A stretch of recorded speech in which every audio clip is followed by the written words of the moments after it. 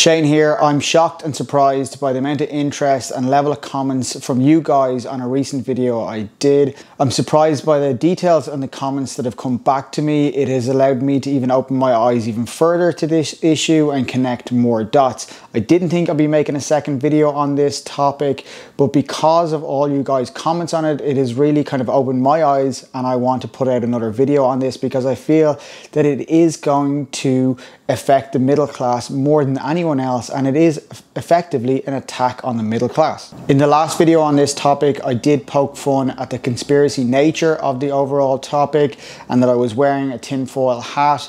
But it's not a conspiracy, it's out there in black and white. It is part of a published document put out by the World Economic Forum called the Great Reset. To prove that it's not a conspiracy theory, I guarantee you YouTube have already put a link down below this video, because I think if you mention the Great Reset in any video, they put a link to it. No need to click on it just yet, you can check it out after this video. There's loads of amazing videos out on YouTube explaining the Great Reset, so I'm not going to spend a huge amount of time going through it. I'll only touch on the basic details of it because I really want to link it back to property, and I also want to link it back to concerns on a growing generational wealth. So quickly, what does the World Economic Forum say about itself, and what is it? So the World Economic Forum basically brands itself as an international organization for public and private cooperation. The forum engages in the foremost political, business, cultural, and other leaders of society to shape global, regional, and industrial agendas. The members of the Economic Forum include state leaders. They also include the top 1,000 companies in the world, ranging from banks, tech, oil companies, car companies, including Google, hence why YouTube have a link to it down here. In 2020, the World Economic Forum published its agenda on how the world should advance after COVID. Nothing major concerning about this, but the concerns lay in some of the headlines that were there. These headlines were, "You will own nothing and be happy."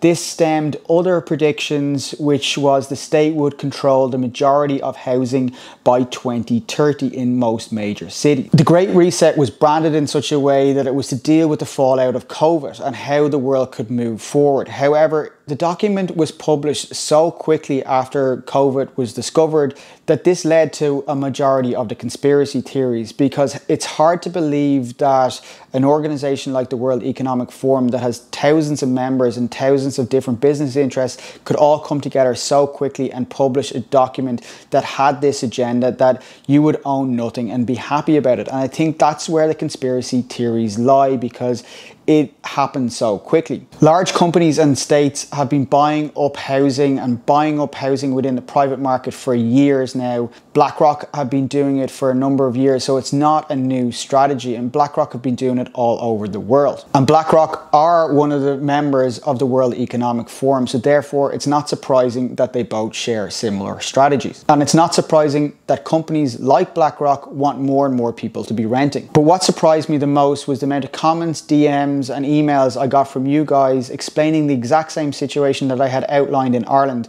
that states were buying and renting vast amount of residential property throughout the countries. And these emails and DMs were coming in from LA, California, New York, Brussels, Belgium, Luxembourg, all over the world. That I was getting messages to say that the exact same thing is happening in their country, that the state is buying up residential property left, right and center, coupled with private companies doing the same thing. But when I dug into it a little bit more and reviewed some of these comments, it seems quite obvious that states around the world are only promoting the building of social housing, public housing, or build to rent. And that seems to be a common thread all around the world. And what is actually happening is the middle class are getting squeezed and squeezed out of it, because there's not enough private housing being built for the middle class, which is causing housing prices around the world to increase dramatically. If you think this is happening in your country and house prices are skyrocketing, please let us know in the comments below if you feel that that is because there's less and less supply for middle class properties and they're being squeezed out by the the state to provide social and affordable homes. So what are the goals of these companies that are involved in the World Economic Forum if this plays out as they say over the next 10 years? And what are the consequences for us as individuals if we own nothing? Will we actually be happy? Well, I suppose the goals for the companies that are involved in this or driving this, or even the states that are driving this, is more profit, more control, and probably less risk if they control more of the property assets. And from a state point of view, it probably helps states deal with their debt burden a little bit better if they control more assets. But why are these big companies moving into the residential sector? Originally, back in 2008 or so, big banks, etc., were quite happy just to control the debt. However, when the crash actually happened, probably a lot of these black banks and hedge funds realized how risky debt might have been, and a safer bet might have been on the residential side. Companies like Blackstone traditionally would have invested in commercial real estate. However, commercial real estate has been probably one of the worst performing assets over the last 10 years, and they're probably seeing residential apartment blocks as a better and safer long-term bet. But what are the long-term issues for the average person if we do all end up renting and we are in a society of renting? I think we are kind of being conditioned to that form or that model as we speak. We're definitely into the subscription model. We've got Netflix. You can now, in America, you can go and get your haircut unlimited amount of times for $70 a month. Obviously, some people will take advantage of that, others don't.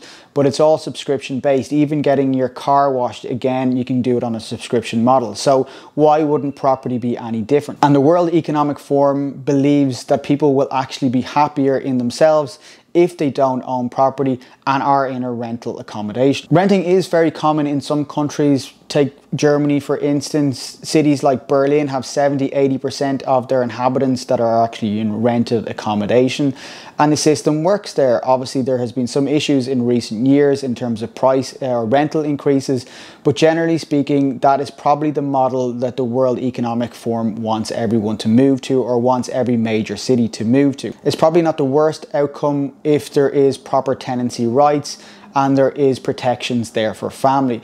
But what do you think? Do you think that it's a good thing? Would you be happy to rent for the rest of your life? Would you be happy if your family's renting for the rest of their lives?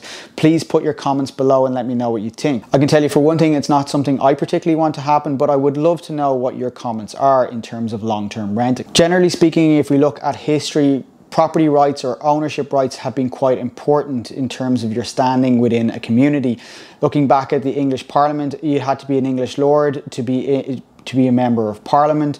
Also, if you look at the US, when it was originally set up, you had to be a landowner to have a right to vote. Ownership has always deemed to be important from a status point of view, but also from a wealth generation point of view. It has allowed families to generate intergenerational wealth through ownership of real estate. So is this something you want to give up all that easily? I'm not sure I want to just yet, unless we find alternative ways to create wealth for families. Wrongly or rightly, within Ireland, owning property or owning your own family home was an incredibly important way to create wealth and store wealth within a family, and also pass it on to your kids. And this is my major concern if this trend does go to a rental only model. How will families create intergenerational wealth, and how will they pass wealth on to their kids?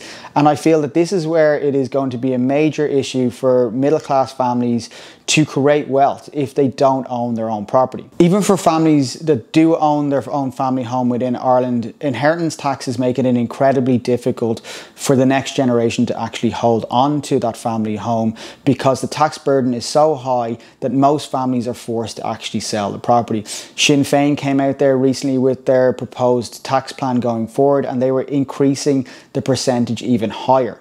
So the outlook for inheritance tax only looks like it's going to get even higher and higher. The original inheritance tax on family homes came in when the Irish government wanted to tax English landlords off their land, making it incredibly difficult for the next generation to hold on to that family estate.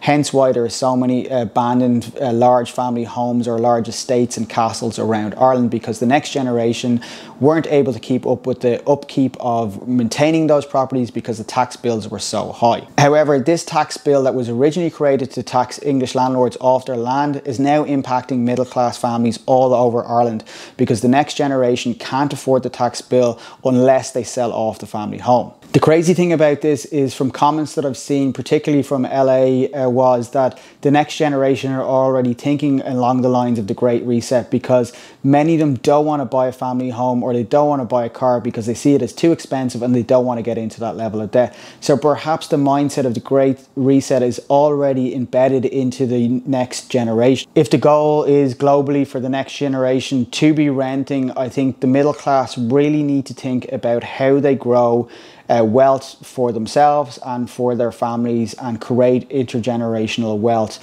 particularly because I can see tax bills or inheritance tax on family homes getting higher and higher, and that will make it even harder for families to hold onto family homes, and they're going to have to think about ways to create intergenerational wealth. I would love to know what you guys think is the best way to create intergenerational wealth, or the safest way to create intergenerational wealth.